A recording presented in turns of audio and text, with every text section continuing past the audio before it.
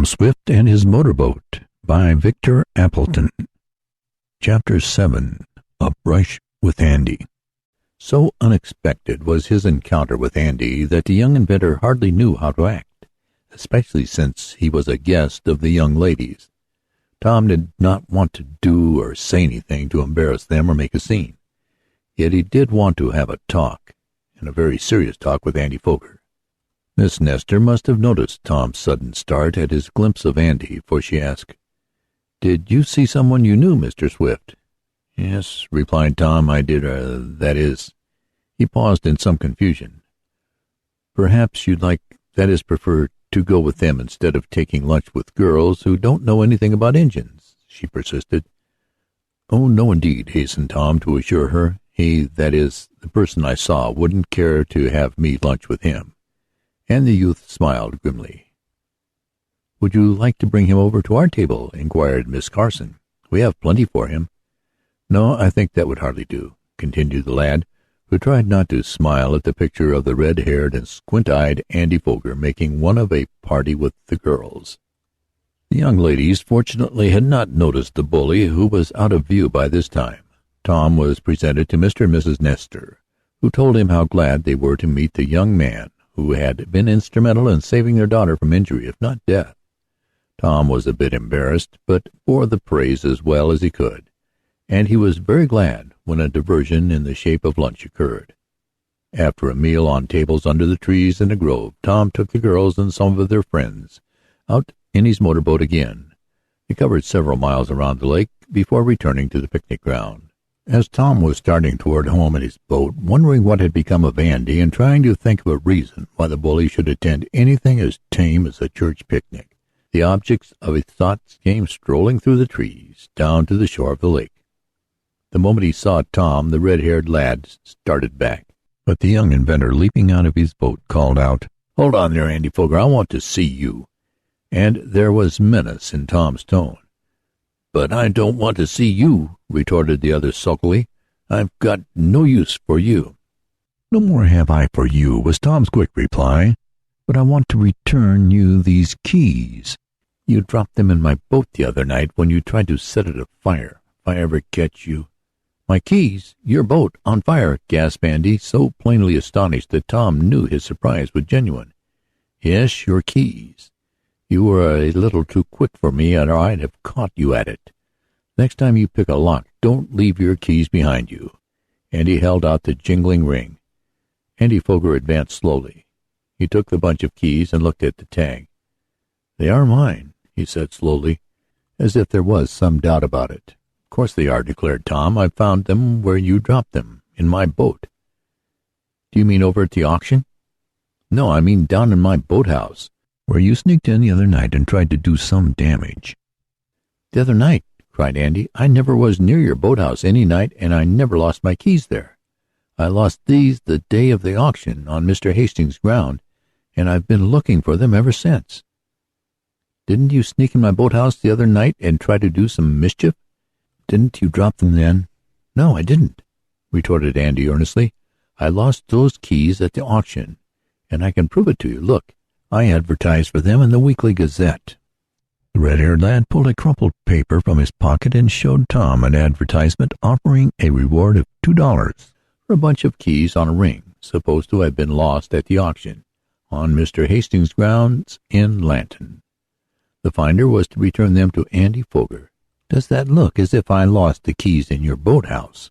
demanded the boy sneeringly. "I wouldn't have advertised them that way if I'd been trying to keep my visit quiet. Besides, I can prove that I was out of town several nights. I was over at an entertainment in Mansburg one night, and I didn't get home until 2 o'clock in the morning because my machine broke down. Ask Ned Newton. He saw me at the entertainment." Andy's manner was so earnest that Tom could not help believing him. Then there was the evidence of the advertisement. Clearly the squint-eyed youth had not been the mysterious visitor to the boathouse and had not unlocked the forward compartment. But if it was not he, who could it have been, and how did the keys get there? These were questions which racked Tom's brain. "You can ask Ned Newton," repeated Andy. "He'll prove that I couldn't have been near your place, if you don't believe me." "Oh, I believe you all right," answered Tom, for there could be no doubting Andy's manner, even though he and the young inventor were not on good terms. "But how did your keys get in my boat?" "I don't know, unless you found them, kept them, and dropped them there," was the insolent answer. "You know better than that," exclaimed Tom. "Well, I owe you a reward of $2 for giving them back to me," continued the bully, patronizingly. "Here it is," and he hauled out some bills. "I don't want your money," fired back Tom, "but I'd like to know who it was that was in my boat, and I'd like to know who it was took my keys," and Andy stuffed the money back in his pocket. Tom did not answer. He was puzzling over a queer matter, and he wanted to be alone and think. He turned aside from the red-haired lad and walked toward his motorboat. "I'll give you a surprise in a few days," Andy called after him, but Tom did not turn his head, nor did he inquire what the surprise might be. Mr. Swift was somewhat puzzled when his son related the outcome of the key incident. He agreed with Tom that someone might have found the ring and kept it, and that the same person might have been the one whom Tom had surprised in the boathouse. "But it's idle to speculate on it," commented the inventor. "Andy might have induced some of his chums to act for him in harming your boat, and the key advertisement might have been only a ruse." "I hardly think so," answered his son, shaking his head. "It strikes me as being very curious, and I'm going to see if I can't get at the bottom of it." But a week or more passed, and Tom had no clue. In the meanwhile, he was working away at his motorboat, installing several improvements. One of these was a better pump, which circulated the water around the cylinders, and another was a new system of lubrication under forced feed. "This ought to give me a little more speed," reasoned Tom, who was not yet satisfied with his craft. "Guess I'll take it out for a spin." He was alone in the Arrow, taking a long course up the lake, when, as he passed a wooded point to conceal from view a sort of bay, he heard the puffing of another motorboat. "Maybe that's Mr. Hastings," thought Tom. "If I raced with him now, I think the Arrow could give him a better account of herself." The young inventor looked at the boat as it came into view. It needed but a glance to show that it was not the Carlopa. Then, as it came nearer, Tom saw a familiar figure in it, a red-haired, squint-eyed chap. "Andy Foger," exclaimed Tom. "He's got a motorboat. This is the surprise he spoke of."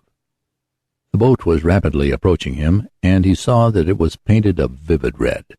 Then he could make out the name on the bow, Red Streak. Andy was sending the craft toward him at a fast rate.